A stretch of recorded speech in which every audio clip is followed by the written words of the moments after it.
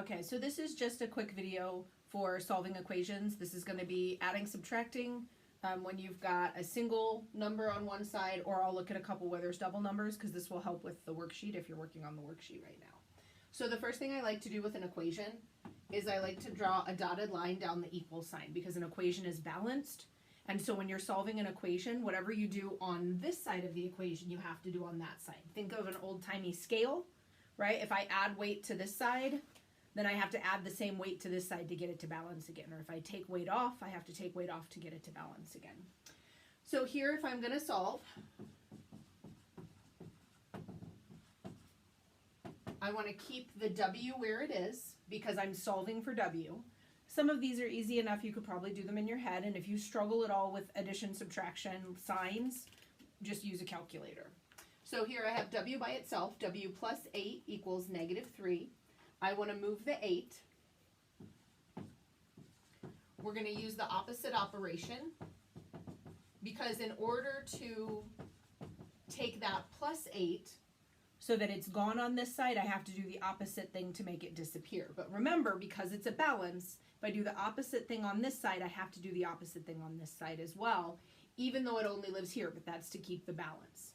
So I'm going to take the plus 8, and because the opposite of addition is subtraction, I'm going to subtract 8 on each side. Okay? Now, I haven't done anything with my W, so it drops. Plus 8 and minus 8 reduces to 0. And that was the point. I wanted that 8 out of there because W wants to be alone. And now I have -3 minus 8. Now, if you struggle here with addition and subtraction or same sign addition, subtraction, you can go ahead and use a calculator. I always just think of it as money. You owe me $3, then you owe me $8.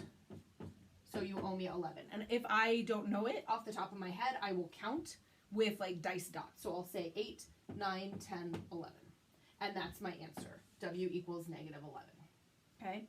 Now, sometimes they get a little sneaky, right? You might have one that looks like this. It might be something like D plus -9 equals -5. And I do the same thing. I draw my equal sign for balance. Now I have a -9 happening here, even though this is a plus. Plus and minus, when they hang out together, go to minus. So I can either ignore this for now, or I can combine them. But it's okay to just leave this way, right? If it's multiplication, we'll deal with that. But for now, we'll just say, okay, what's the opposite of -9? We're going to plus 9. Right? On this side, the -9 and the plus 9 reduce to 0. The D drops down. And 9 minus 5, or -5 plus 9, is 4.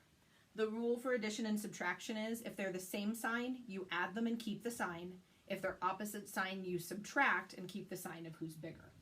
Now, the other type of problem that I just wanted to show you very quickly for solving is if there's multiple numbers happening.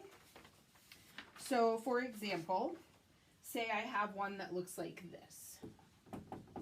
-7 equals, and they already tried to throw us off by putting the -7 to start, and that's okay, we're not going to let them trick us. Now here is where the dotted line is super important, because now I want to get the x alone, and you'll notice I have several things happening attached to x. I've got the -7 on this side, but notice the 8 and the -50 are on the same side together, meaning right now this is balanced with the 8 and the -50 hanging out together. Sorry, my cat is messing with the light. So what I'm going to do is two different ways you could do this. All right, and it's up to you. I'm not the boss of your brain, so you do what works best for you. You can first start by simplifying this one side. So put this 8 and this -50 together.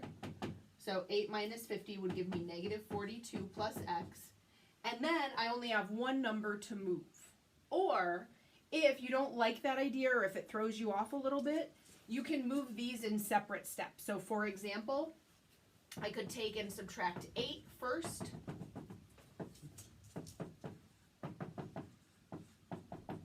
And then I could move the 50 in a separate step, okay? This just saves you from doing 2 steps, but if you find the 2 steps better for you, it makes more sense in your brain, then use the 2 steps. So then here I would add 42. All right, and then 42 minus 7, and this is one I wouldn't be able to do in my head necessarily, especially after a long day. I think it's 35, but I'll check. I'll say 41, 40, 39, 38, 37, 36, 35. Or again, you can use a calculator. The plus 42 minus 42 reduces to 0, and I have x equals 35.